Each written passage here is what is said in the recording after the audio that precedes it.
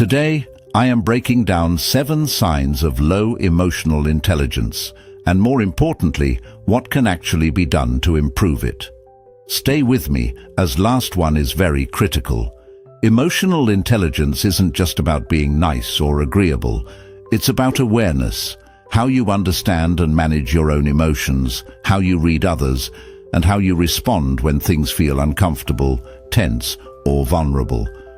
When someone struggles in this area, it shows up in everyday interactions. Conversations become strained, relationships weaken, and people around them may feel uneasy, not because harm is intended, but because the impact isn't recognized. The goal here isn't judgment, it's insight, because once you recognize a pattern, you can begin to change it.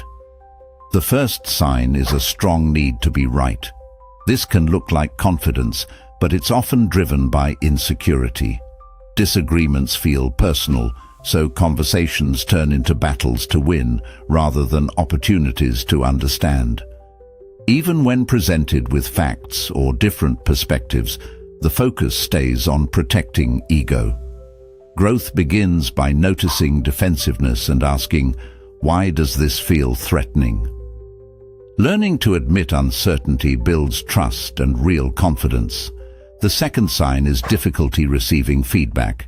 Even gentle input can feel like criticism of one's worth. Instead of listening, the person may deflect, shut down, or become defensive. This blocks growth and creates tension in relationships. A healthier approach is to pause and treat feedback as information, not rejection, taking what's useful and letting go of the rest. Third is emotional reactivity. Instead of pausing, the person responds impulsively, raising their voice, shutting down, or saying things they later regret. Emotions take over before there's time to think. Developing awareness of feelings in the moment, naming them and taking a breath, can create space for more thoughtful responses.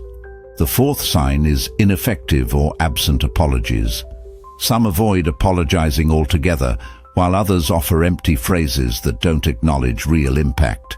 This prevents repair and slowly damages trust. A meaningful apology includes taking responsibility, recognizing the hurt caused, and showing willingness to make things right. Fifth, boundary issues. This can show up as insensitive jokes, dismissing others' discomfort, or ignoring personal limits. Often, there's a lack of awareness of how actions affect others.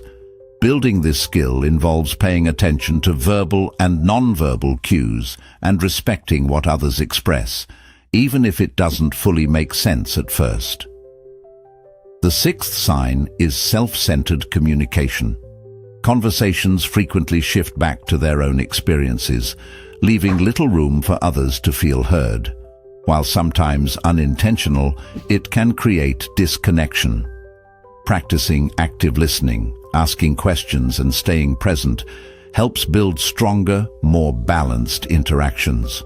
Finally, avoidance of emotional discomfort. Difficult conversations, vulnerable moments, or painful feelings are pushed aside or numbed.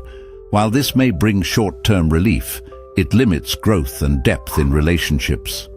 Progress comes from facing discomfort, sitting with emotions, reflecting, and allowing space for honest expression.